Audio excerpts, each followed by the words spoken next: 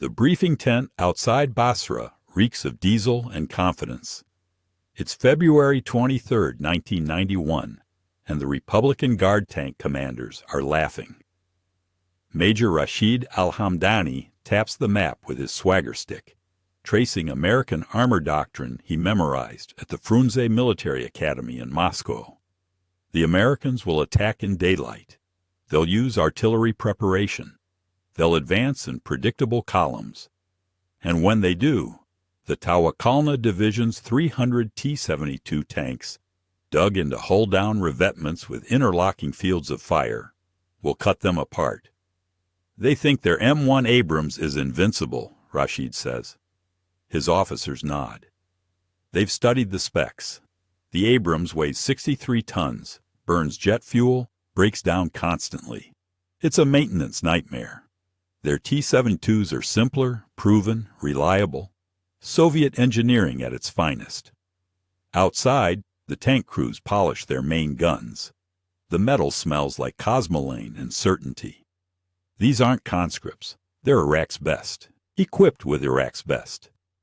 The T-72M is a brawler, a steel fist built for the kind of close-range slugfest that wins desert wars. Its 125-meter smoothbore can punch through NATO armor at 1,800 meters. The crews have trained for this. Fire, reposition, fire again. Classic Soviet doctrine. It works because it's always worked. The sand tastes like copper and oil. Every man here knows the math. Iraq fields 5,500 tanks. The coalition has maybe 2,000. The Americans are outnumbered. They're operating at the end of a supply line that stretches back to Saudi ports.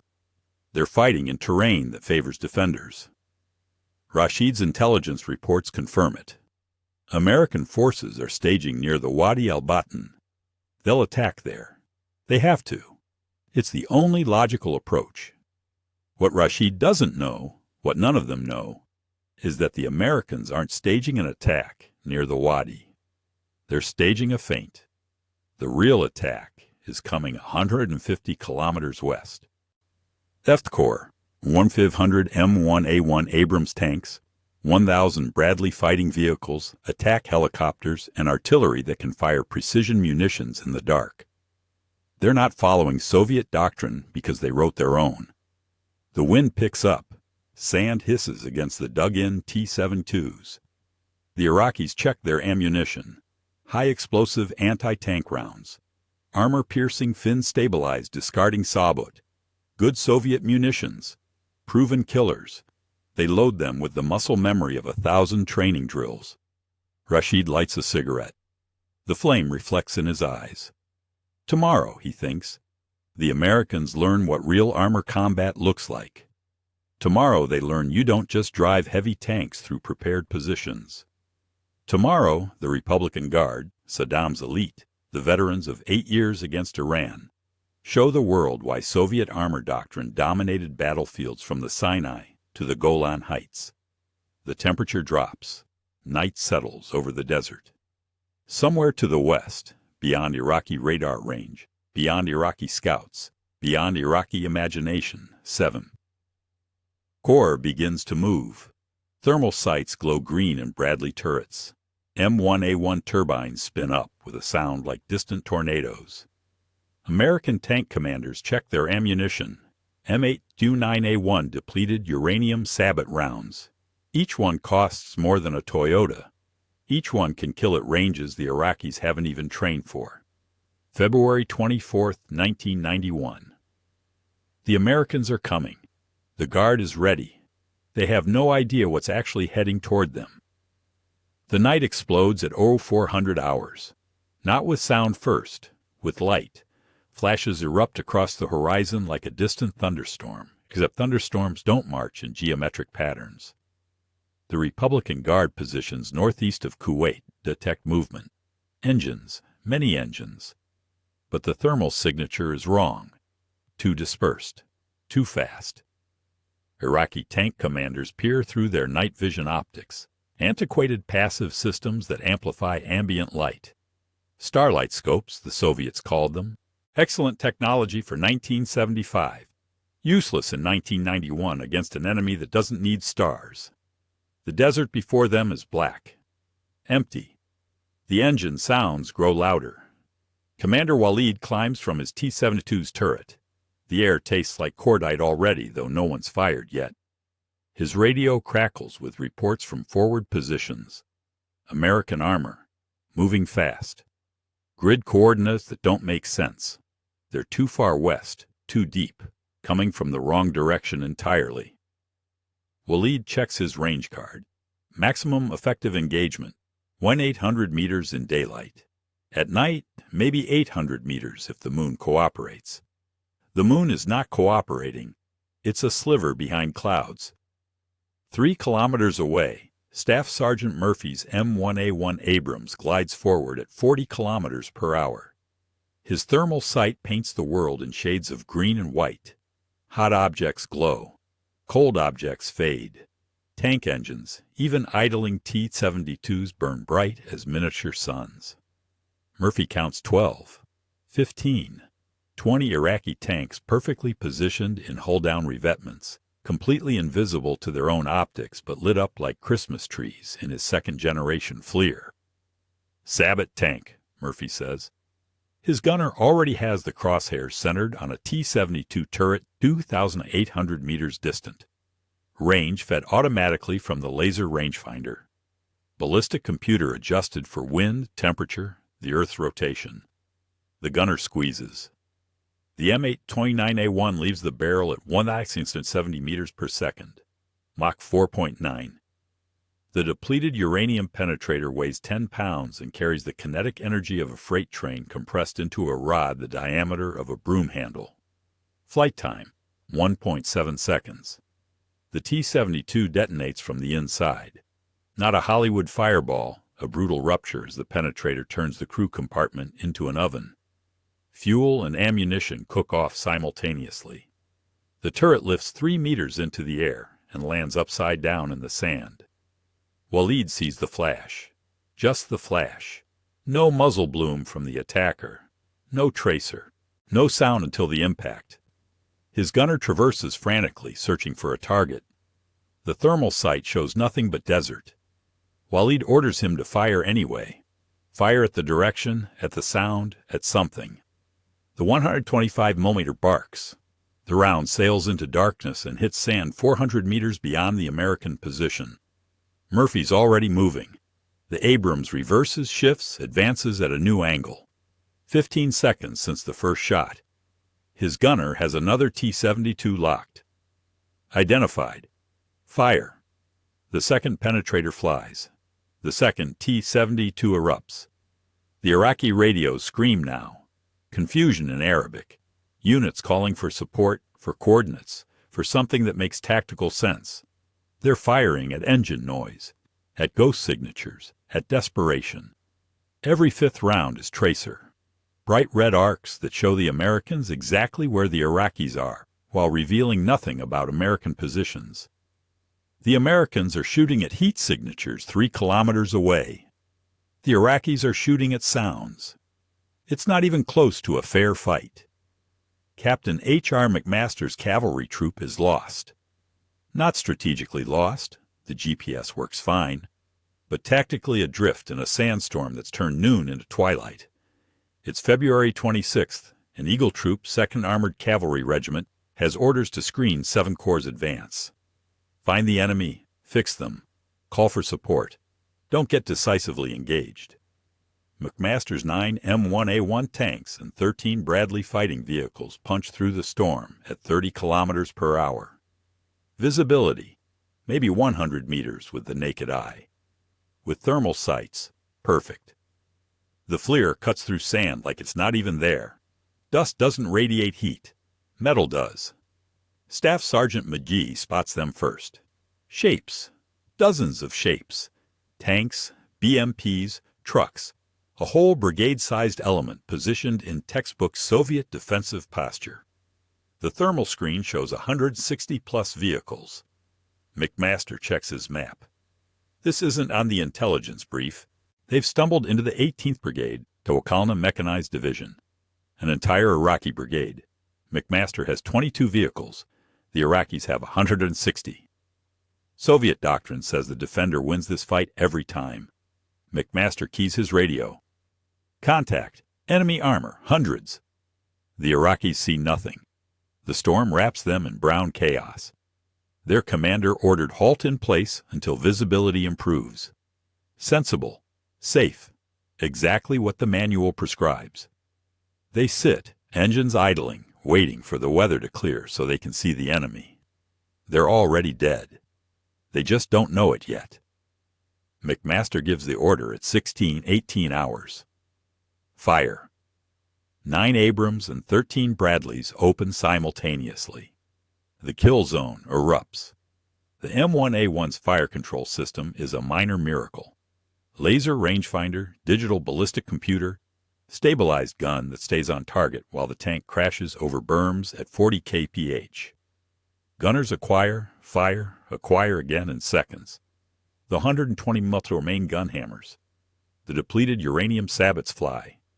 Iraqi T-72s detonate before their crews register incoming fire. Bradley 25mm chain guns shred BMPs. The autocannon fires 200 rounds per minute. Tungsten core penetrators designed to kill light armor punch through Soviet steel like aluminum foil. Iraqi infantry bail out, stumbling blind in the storm, cut down by coaxial machine guns. The Iraqis return fire, desperately, wildly. 125mm rounds sail overhead, wide, short, into sand dunes. A few get lucky. Tungsten fragments ping off Abrams' composite armor and ricochet into nothing. The American tanks don't even slow down. They advance through the kill zone, firing on the move. The stabilization system keeping guns on target while tracks chew through desert hardpan. 23 minutes. That's how long the Battle of 73 Easting lasts. 23 minutes of industrial slaughter. Iraqi tankers traverse turrets, searching for targets in the brown murk, seeing nothing, dying to enemies they never spotted. One T-72 commander stands in his hatch, binoculars raised, scanning frantically. A sabot round removes him and the turret in a single hydraulic punch. McMaster's troop advances 9 kilometers into Iraqi positions. They destroy 37 T-72 tanks, 32 BMP infantry fighting vehicles, 28 trucks, 5 anti-aircraft guns. They capture 160 Iraqi soldiers who stumble from the smoke with their hands up, surrendering to thermal ghosts. Eagle Troop casualties, 0 killed, 1 Bradley damaged by friendly fire. The Americans have fired 140 rounds of 120 mm, 540 rounds of 25 mm. No vehicle lost to enemy action. The Iraqis are trying to understand how. How do you kill what you can't see? How do you fight something that sees you perfectly while you fire at phantoms? By the time the sand settles, the Americans have fired 140 rounds. They haven't lost a single vehicle. The Iraqis are trying to understand how. The Medina division is Iraq's finest. 8 years against Iran proved it. Their tank crews know the sound of incoming fire, know how to maneuver under artillery, know how to kill. On February 27th, they're dug in along a ridgeline south of Basra, hull down positions with clear fields of fire extending 2,000 meters. The ridge is their fortress. Every approach is a kill zone.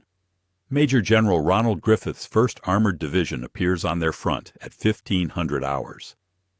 The Iraqis watch American tanks crest distant dunes, black silhouettes against the pale sky. This is it. This is the decisive battle. The Medina commanders order sabot rounds loaded. Range, 2,100 meters. Still too far for accurate fire. But the Americans are closing.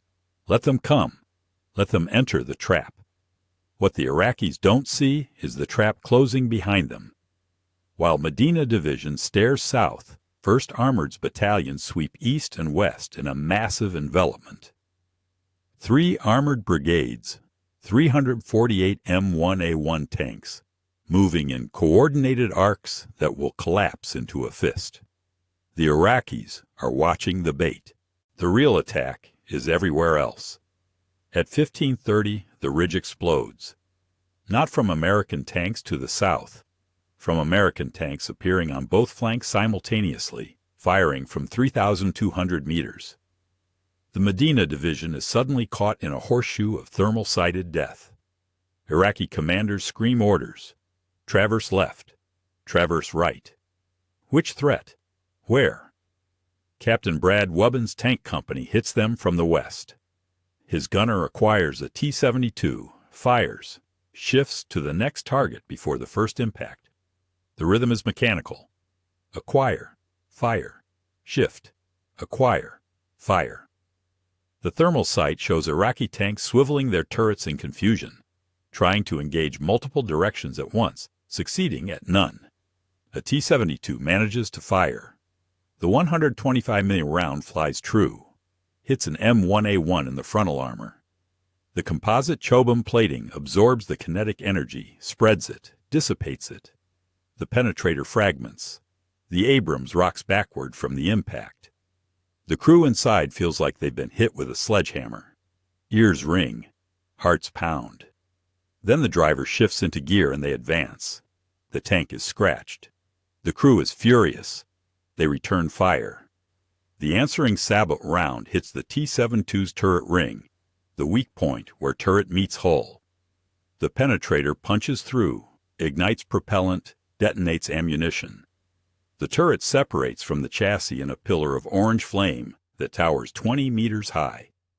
Black smoke boils upward, marking another kill for American aircraft orbiting above. The Medina division tries to maneuver. Reverse slope. Use the ridge. Classic armor tactics. But the Americans have the high ground now. Tanks on the ridge itself, firing down into Iraqi positions. Every Iraqi movement is backlit against pale sand. Every hull presents a perfect thermal signature. The division that dominated Iranian armor is dying in salvos. Iraqi gunners get desperate, brave. Some charge forward, closing the range, trying to reach distances where their optics work.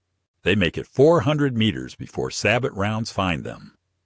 Others abandon their tanks entirely, sprinting through smoke and fire, surrendering to enemy infantry they've never seen. 2 hours. That's how long it takes 1st Armored Division to destroy the Medina Division as a fighting force. The count is clinical. 186 T-72 tanks reduced to burning hulls. 127 armored personnel carriers shredded. 41 artillery pieces silenced. The math is added up by forward observers with laser designators, confirmed by aerial reconnaissance, recorded in after-action reports that will be studied in war colleges for decades. American losses, 1 M2 Bradley, 186. Iraqi tanks destroyed, 127 armored vehicles burning. American losses, 1 M2 Bradley. The math doesn't just favor the Americans. The math is obscene. The technology gap begins with sight. Iraqi tank commanders train on TPD-K1 optical rangefinders, sophisticated equipment in 1975, obsolete in 1991. The gunner peers through magnified optics, manually estimates range, manually adjusts for wind and movement. Maximum effective acquisition range in daylight, 1,800 meters. At night, whatever the moon and ambient light allow. In sandstorms, effectively 0. The American gunner sits behind an AN/VSG-2 tank thermal sight. Second-generation forward-looking infrared. It sees heat differentials as small as 2 degrees Celsius. Tank engines radiate 400-degree exhaust signatures. The FLIR doesn't care about darkness, sand, smoke, or weather. It transforms invisible infrared radiation into crisp green video. Effective range, beyond 4,000 meters. In sandstorms, unchanged. At night, unchanged. It's not an advantage. It's a different reality. Staff Sergeant Gauthier demonstrates at 0230 hours, February 25th. Pitch black, sandstorm. Visibility for Iraqi crews, nothing. Gauthier's thermal screen shows 3 T-72s dug into revetments at 3,400 meters. He can see the heat from their idling engines, the warm barrels from guns fired hours ago. even the thermal signature crew members moving inside open hatches. His laser rangefinder pings them in microseconds. The ballistic computer solves the firing solution instantly, accounting for range, crosswind, ammunition temperature, even barrel wear. Identified, his gunner says. The crosshairs settle on the center T-72. Gauthier confirms, fire. The M8-21A1 sabot leaves the barrel. The T-72 explodes 2.3 seconds later. The crew never saw the muzzle flash, never heard the report, never knew they were being observed. The thermal signature blooms white-hot on Gauthier's screen, then fades to black as the ammunition cooks off. The Iraqis trained to spot targets at 1,800 meters. The Americans are killing at 3,400. That 1,600-meter gap is a chasm. It's the distance between fighting and dying without ever seeing your killer. Then there's speed. The M1A1 carries a 1,500 horsepower gas turbine engine, a helicopter engine mounted in a tank. It sounds like a tornado. It drinks fuel like a drunk sailor. It also pushes 63 tons of armor to 67 kilometers per hour across flat desert. The T-72's diesel V12 manages 45 kph on a good day. When VII Corps launches the Hail Mary flanking maneuver, they cover 260 kilometers in 38 hours. The Iraqis expect a ponderous advance, artillery preparation, methodical movement, rest periods. Instead, American armor appears in their rear areas before Iraqi intelligence confirms they've left their start positions. The Iraqi brigade commander outside Objective Norfolk checks his map on February 26th. American units were 150 kilometers southwest yesterday. His scouts report armor 12 kilometers east this morning. He assumes the scouts are wrong, confused, reading the map incorrectly. Then the thermal sights find him. But the real killer is the fire control system. The M1A1 can fire accurately while moving at 40 kW across broken terrain. The gun is stabilized in 2 axes. Gyroscopes and hydraulics keep it locked on target even as the tank crashes over dunes. Iraqi gunners must stop, acquire, fire. The Americans acquire while moving, fire while moving, kill while moving. They never stop, never present a stationary target, never give Iraqi gunners the stable firing platform their training assumes. Captain Eric Schwartz's tank kills 4 T-72s in 6 minutes while traveling at 35 kph. 4 different targets, 4 different ranges. His tank never slows. The Iraqi return fire hits sand, hits sky, hits nothing. They're aiming at where the sound was, not where the tank is. The Iraqis brought doctrine. The Americans brought physics. And physics doesn't negotiate. The M8-29A1 is a very specific kind of violence. It weighs 10 pounds, measures 984 millimeters long, contains 0 explosives. It doesn't need them.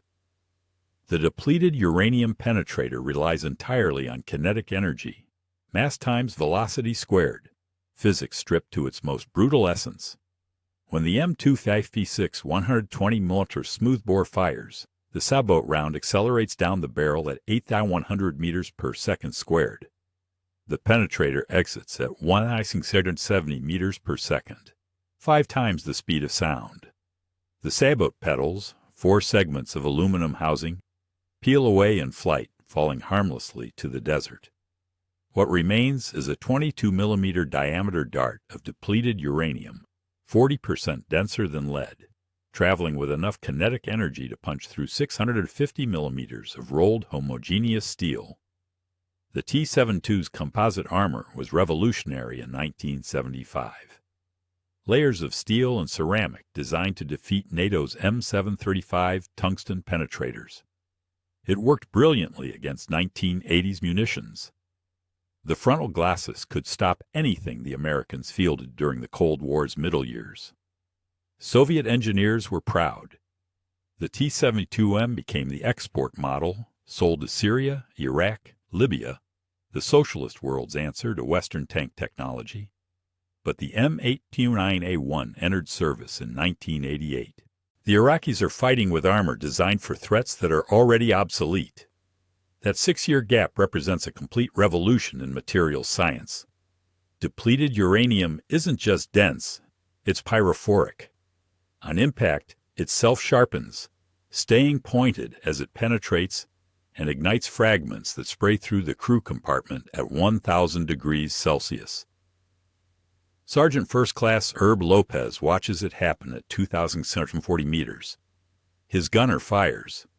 The penetrator hits the T-72's turret front, the thickest armor where the Soviets concentrated their protection. For a microsecond, metal resists. Then physics wins.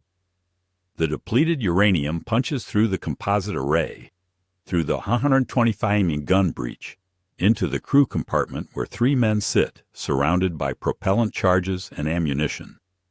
The interior flash is white-hot. Fuel ignites. Propellant charges detonate. The overpressure finds the weakest point, the turret ring, and vents upward with 40 tons of hydraulic force. The turret lifts off the chassis, tumbles through the air trailing smoke, and crashes into the sand, 15 meters away. The hull burns for 40 minutes. Iraqi tank crews know their armor has weak points. Every tank does. The lower glasses, the turret ring, the engine deck. They're trained to minimize exposure, to use hull-down positions where only the turret is visible. It works against conventional threats. It fails against depleted uranium traveling at Mach 4.9.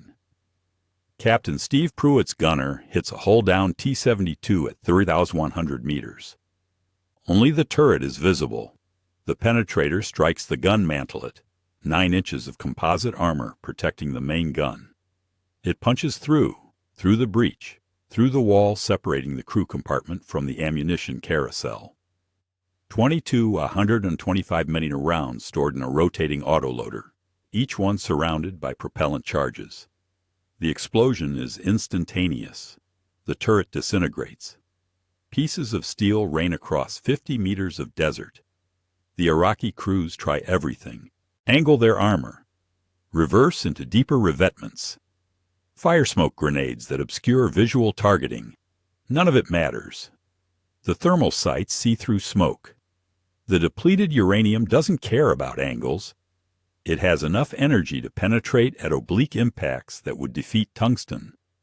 And the range advantage means Iraqi tanks die before their crews acquire American positions. By February 28th, the battlefield is a graveyard of Soviet export armor. T-72s with their turrets blown off. Hulls gutted by internal fires.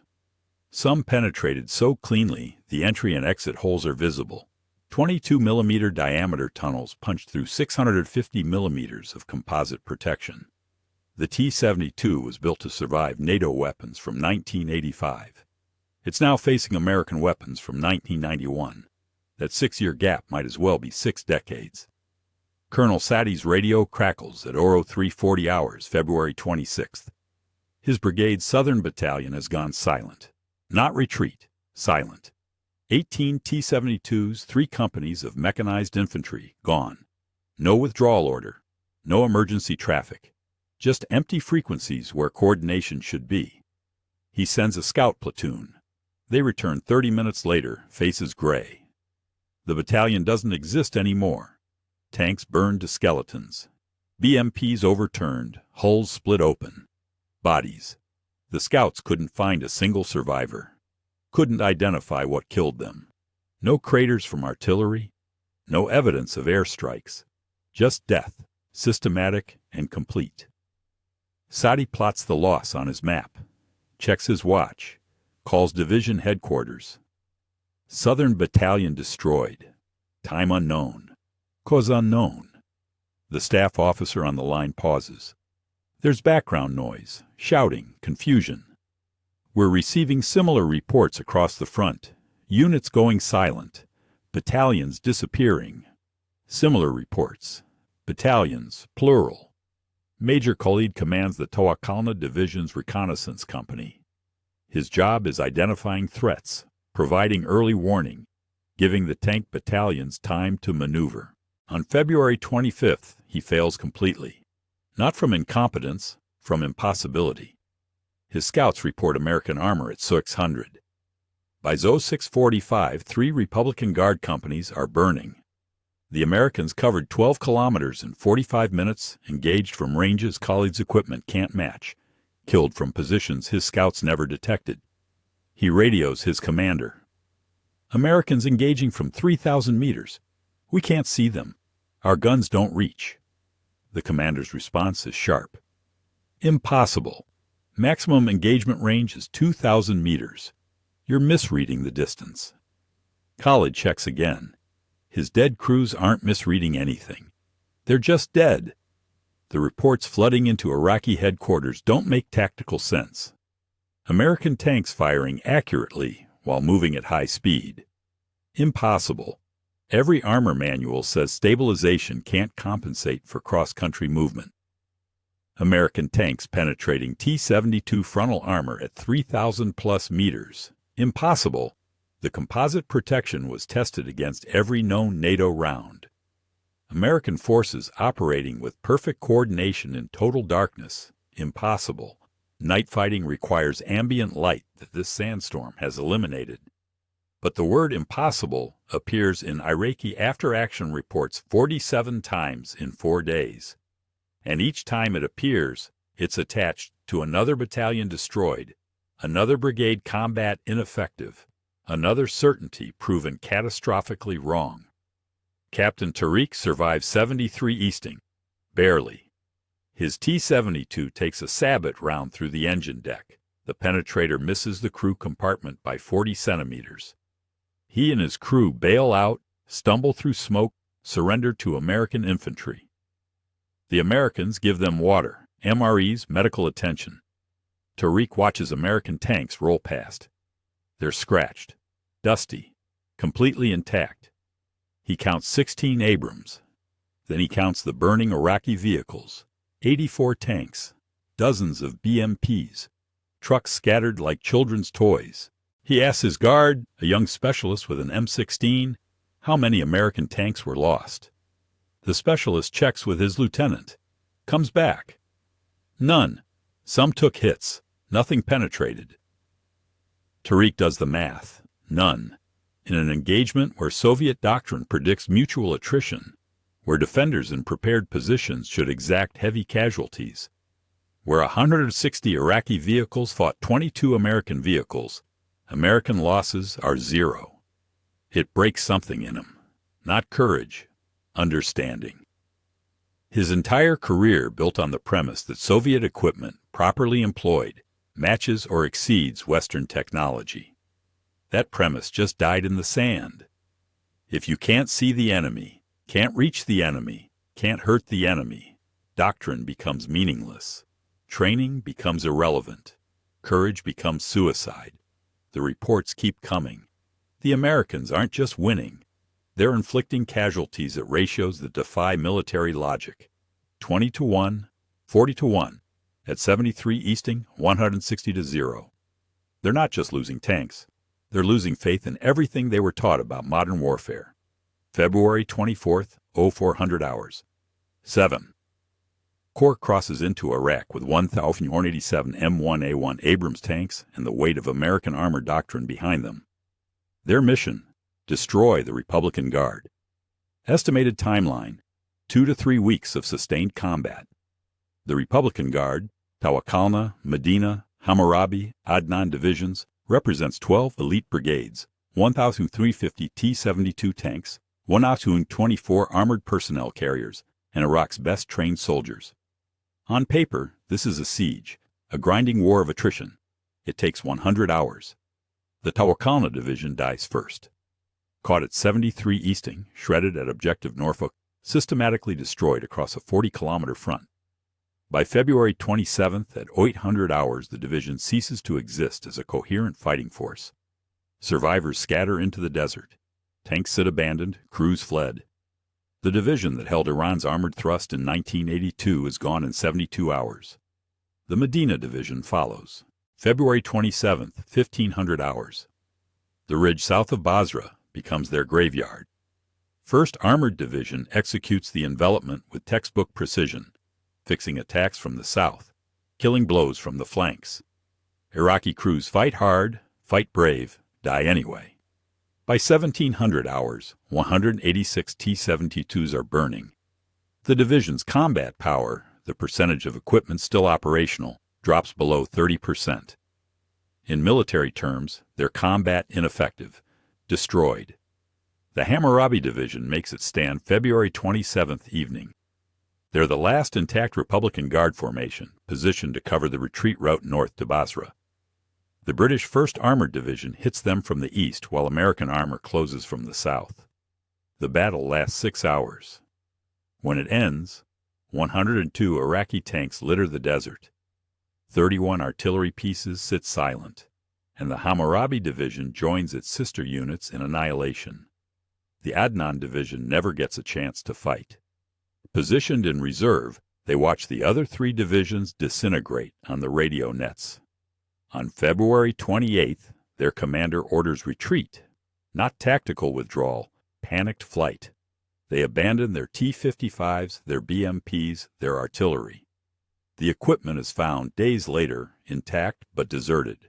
Crews gone north without firing a shot. General Norman Schwarzkopf's operations staff projected casualty ratios based on historical data. The 1973 Yom Kippur War suggested 3-to-1 kill ratios favoring defenders in prepared positions. The 1982 Lebanon War showed 2-to-1. Conservative planning assumed American forces would suffer 10,000 casualties destroying the Republican Guard in 2 weeks of heavy fighting. Final accounting, February 28, 1991. American ground forces suffer 148 killed in action. Total, across the entire ground campaign. Many from accidents, friendly fire, non-combat incidents.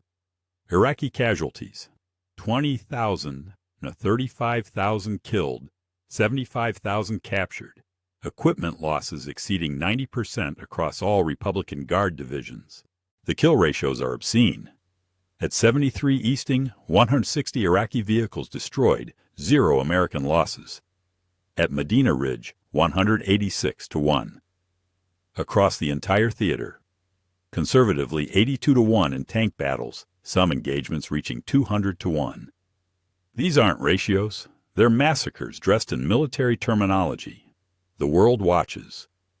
Soviet military observers in Baghdad send frantic reports to Moscow. The equipment they've exported for 40 years, the T-72s, BMPs, doctrine itself, has just been rendered obsolete in 100 hours of combat. Chinese generals study the footage, reassess their own Soviet-equipped forces, begin shopping for Western technology. Syria, Libya, Yemen, every Soviet client state sees the same lesson written in burning T-72s. President Bush calls the ceasefire February 28th at 800 hours. Not because the Republican Guard is defeated, because there's nothing left to fight. 4 divisions that entered the war with 1,350 tanks exit with fewer than 100 operational vehicles. The elite force that fought Iran for 8 years is annihilated in 4 days. The Americans projected weeks of combat. It took 100 hours. Not because Iraqi soldiers were cowards, because the technology gap was unsurvivable. The Pentagon releases the assessment in March 1991. Desert Storm didn't just defeat Iraq. It announced the death of Soviet military export dominance.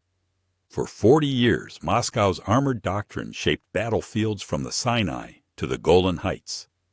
T-72s were the main battle tank of the Third World, reliable and cheap and proven. Between February 24th and 28th, that reputation died in the Kuwaiti desert alongside 4,000 Iraqi tanks. The Soviet General Staff knew immediately. Marshal Dmitry Yazov received battlefield reports through intelligence channels, American thermal sights engaging at 3,000-plus meters, depleted uranium rounds defeating composite armor, GPS navigation enabling night maneuvers Soviet doctrine declared impossible. He called an emergency meeting. The notes from that session, declassified in 2003, contain one underlined sentence. Our export equipment is 2 generations obsolete. 2 generations, not incrementally behind, catastrophically outmatched. The T-72M that Iraq fielded was the monkey model, Soviet slang for export variants with downgraded systems. But even frontline Soviet T-72Bs with Contact 1 reactive armor wouldn't have survived. The technology gap wasn't about better tanks. It was about a fundamental revolution in how modern armor fought. China gets the message fastest. In 1990, the People's Liberation Army fields 8,000 tanks based on Soviet designs. By 1992, they're reverse engineering Western thermal sights, licensing Russian improvements, shopping American GPS technology through third parties. The Type 99 tank program, China's first truly modern armor, begins with lessons written in Republican Guard defeat. Syria watches and sweats. Their armored divisions use T-72s identical to Iraq's. They face an Israeli defense force equipped with American technology. President Hafez al-Assad orders a comprehensive reassessment. The conclusion is stark.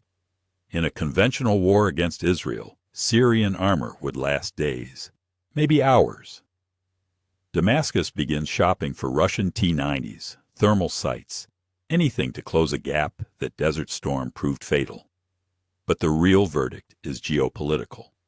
Before 1991, Soviet military equipment offered Third World nations a credible deterrent against Western intervention. After 1991, it offers a death sentence. The Gulf War becomes a 100-hour advertisement for American military supremacy, and American weapons exports boom. F-15 sales triple. M1A1 Abrams go to Egypt, Saudi Arabia, Australia. Nations that historically bought Soviet switch allegiances, switch technologies, switch survival strategies. The Republican Guard's destruction resonates for decades. In 2003, when American forces invade Iraq again, Saddam's armor doesn't even try conventional battle. They've seen what happens. In 2006, when Hezbollah fights Israel and Lebanon, they abandoned tank-on-tank combat entirely, resorting to guerrilla tactics and anti-tank missiles. The lesson is universal. Don't fight the Americans with tanks. Don't fight them with Soviet equipment. Don't fight them conventionally at all. Staff Sergeant McGee rotates home in March 1991. His Abrams has 23 kill markings on the barrel, small silhouettes of T-72s painted in black. He never took a single penetrating hit, never lost a crew member, never faced an enemy that could see him before he killed them. He gives an interview to Stars and Stripes. The reporter asks how it felt, fighting the Republican Guard.